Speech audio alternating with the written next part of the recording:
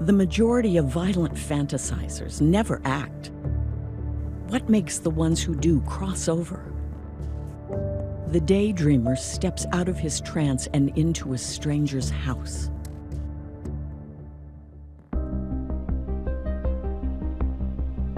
Every time the East Area Rapist strikes in a new city, the police switchboard lights up. Concord Police Department, complaint desk. We're getting an awful lot of calls. Some people even turning in their neighbors because they think he might be the rapist. It's the fall of 1977. Sacramento, California is under siege. A violent serial rapist on the prowl. With this guy, the next rape could be anywhere. This guy was a menace. He was striking time and time again. The fact that they couldn't catch this guy just ignited the city in fear. A lot of people are buying guns. The cops say that's a bad idea, noting the weapons are a bigger danger than the rapists. This spunky 13-year-old named Margaret Wardlow couldn't get enough of those headlines. It was really piqued my interest. Like, what was making this guy tick? Why was he doing this? Anything that she could read or hear about on TV of the East Area Rapist, she was just intrigued by it. Thursday, November 10th. It's a school night. Margaret goes to bed early. I was awoken about 2:30 in the morning with a flashlight in my face. And I knew at that moment, this is the East Area Rapist, most likely.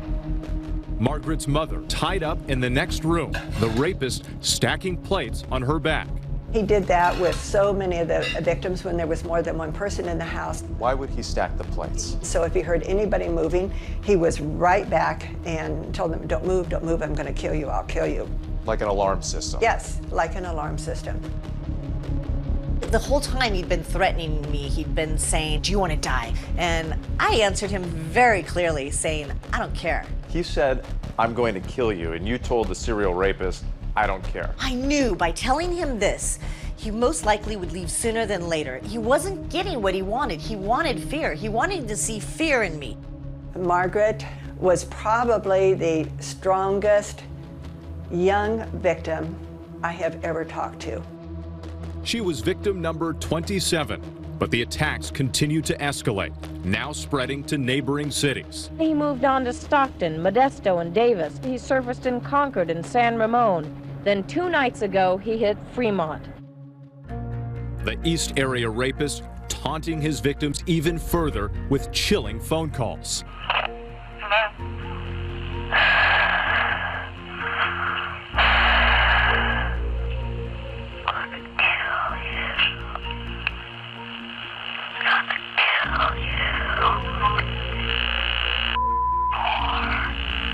He would say things like, remember the fun we had? And sometimes it was just heavy breathing, but they knew it was him. How long after the fact would he make these calls? Sometimes it was within a week, and sometimes it was years later. So it's as if as soon as a victim started to get comfortable, he would circle back and try to prolong the fear and suffering. He did everything he could to make sure that he tormented them for the rest of their life. The infamous masked man made his 44th attack. Our biggest problems are in being able to clearly identify a suspect. What did he look like, as far as what the victims were saying? 5'10", 180. We thought he had lighter brown hair. The eye color was sometimes dark, sometimes light. Some said he had a strange smell. Did the victims give a description that was unique about him? Most of the victims described him as having a very small penis. Detective Carol Daly says they thoroughly checked out all leads. There was not a stone left unturned in trying to identify this rapist, and we didn't have any luck there. Authorities canvassed neighborhoods, surveilling at all hours. They even brought out canines. All those resources, and yet you still couldn't catch him. No, we didn't catch him. There were few physical clues left behind, but a blood sample showed the East Area Rapist had a rare genetic condition that would eliminate 85% of the population. They would bring a cloth out of a little kit, and you would chew it so they would get your saliva. We went to UPS briefings, and delivery people just volunteered, officers, because at one time everybody thought it could be a cop. Was there a point in time when there were clues that maybe he was former law enforcement or military? In attack number 3, they're confronted with this man. He's got a mask on, he's got a t-shirt on, and he's got a gun in one hand and a padded baton in another hand. And he says, "Freeze or I'll shoot." When you look at his tactics, he definitely had an understanding of how law enforcement would respond to this type of attack. He understood how law enforcement would investigate that. Well, he was definitely good at getting away with it. He was very good at getting away with it. And there is something else striking. The East Area Rapist reportedly said during one of his assaults, a name. He is sobbing and saying, "I hate you, Bonnie. I hate you, Bonnie," over and over. What was the significance of that? That he had some significant female in his life named Bonnie, and he had some anger against what Bonnie had done to him. And he's taking that anger out on this victim that he's raping. The only thing we really know about the East Area Rapist is that he's a pro. He's been at this for 4 years now, and still nobody even knows what he looks like.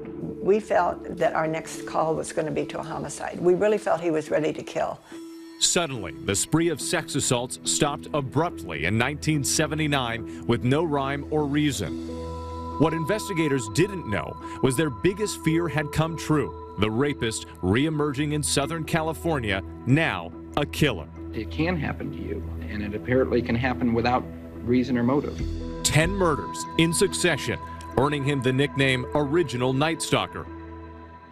Among the victims, prominent attorney Lyman Smith and his wife Charlene.